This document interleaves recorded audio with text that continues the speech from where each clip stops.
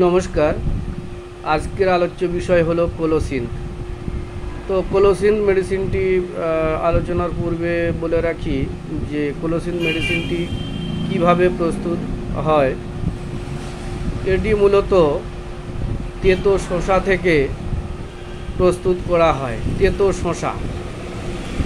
কোলোসিনের প্রথম এবং প্রধান বৈশিষ্ট্য হলো ব্যথায় চাপ দিলে বা চেপে রাখলে ব্যথায় উপশম ঘটে।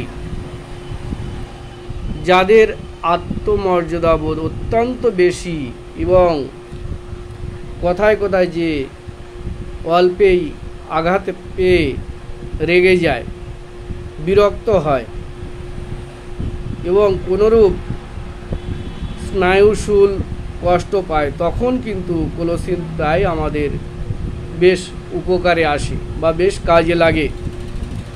ক্রোধ বা রাগ বা বিরক্তি বশত স্নায়ুশূল আরও অনেক ঔষধ আছে, কিন্তু কোলোসিনের বিশেষত্ব এই যে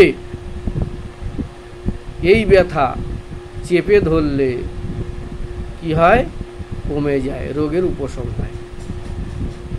অবশ্য এ কথা সত্য যে আরও অনেক ঔষধ আছে যেখানে যার ব্যথা চেপে ধরলে রোগ কমে যায়। এগুলো কিন্তু অন্য মেডিসিনে রয়েছে। মাথা ব্যথা চেপে ধরলে, যদি চেপে ধরা যায় মাথা ব্যথায়, তাহলে কিন্তু সেখানেও কমে যায়।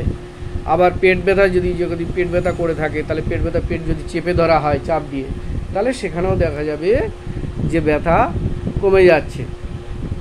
ব্যথা সামান্য চাপ সহ্য করতে পারে না বটে, কিন্তু সজোরে খুব জোরে যদি চেপে ধরা হয় তাহলে কিন্তু ব্যথা কমে যায়।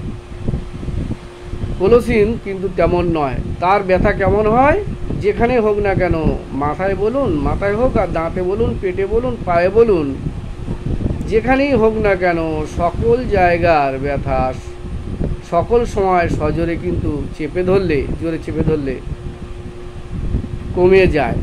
এবং ব্যথার কারণ খুঁজতে গেলে ক্রোধ বা বিরক্তির সন্ধান পাওয়া যায়। যখনই কোনো যে কী কারণে হলো, কী কারণে এই ব্যথা হলো, দেখা যায় অত্যন্ত রোগী রেগে গিয়েছিল বা অত্যন্ত বিরক্তি ভাব কার উপর হয়েছিল, সেটা জানা যায়। ক্রোধ এবং বিরক্তির ফলে এই ব্যথার তৈরি হয়। কোলোসিনের পেট ব্যথায় রোগী পেটের উপর চাপ দিয়ে সামনের দিকে ঝুঁকে পড়ে, কিছুতেই সোজা হয়ে সে বসতে পারে না।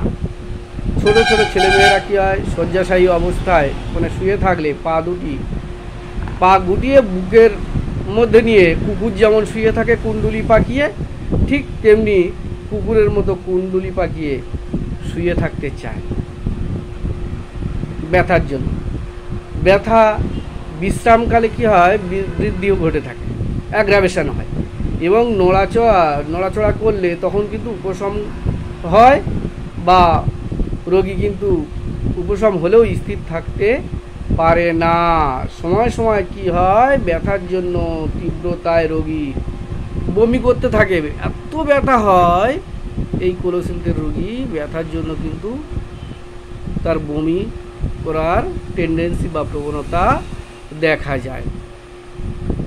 কোলোসিনের ব্যথা উত্তাপ প্রয়োগে কমে, মানে তাপ দিলে কমে, এবং কখনো কখনো মুখ বা মলদ্বার দিয়ে বায়ু নিঃসরণ করলেও কিন্তু ব্যথা কিছুটা হলেও উপশম হয়।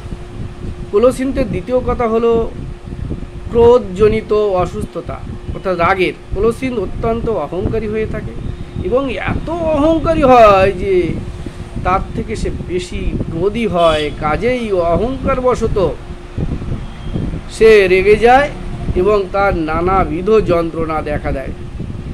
কিন্তু অহংকার এবং কলহপ্রিয়তা এক কথা নহে। তাই কোলোসিনকে আমরা দেখি যে সে এত বেশি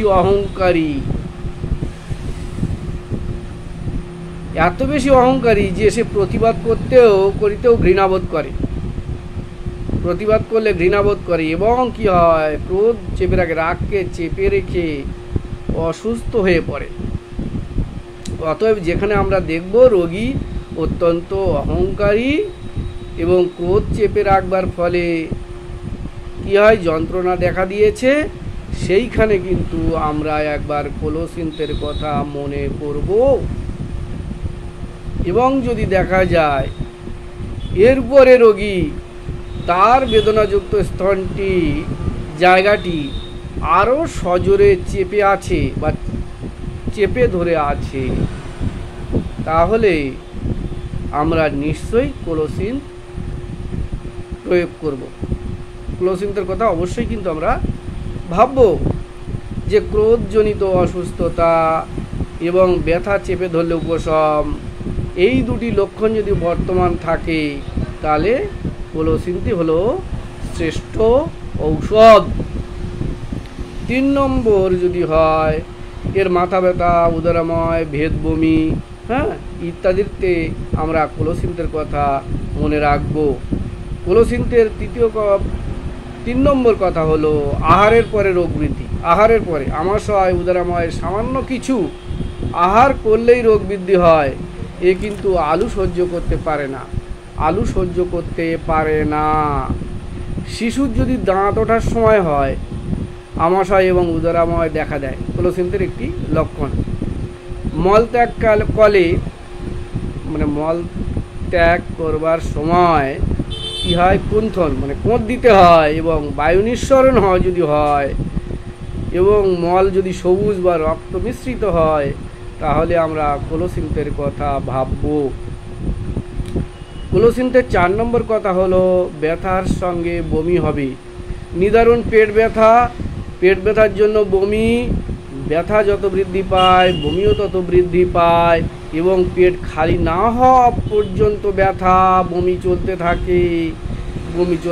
থাকে। তরুণ সাইটিকা বেদনায় কোলোসিন যেন সিদ্ধহস্ত, কিন্তু এখানে সেই ব্যথা চেপে ধরলে বা চাপিয়া ধরলে বা উত্তাপে কিন্তু বা গরমে সেঁক দিলে কি হয়, রোগের উপশম হয়। ব্যথা সাধারণত বাম দিকেই প্রকাশ পায়। আমাশয়ের বেগ এবং কোঁত বেশি থাকলে কোলোসিন্থের পর আমরা কিন্তু মার্কুরিয়াসের কথা ভাবতে পারি বা ভাবব। আমাশয়ের রোগ এবং কোঁত যদি বেশি থাকে তাহলে কোলোসিন্থের পরে আমরা মাকসালের কথা ভাবব, যেন কখনো না ভুলে যাই। এই সংক্ষিপ্ত আলোচনা করলাম। ধন্যবাদ।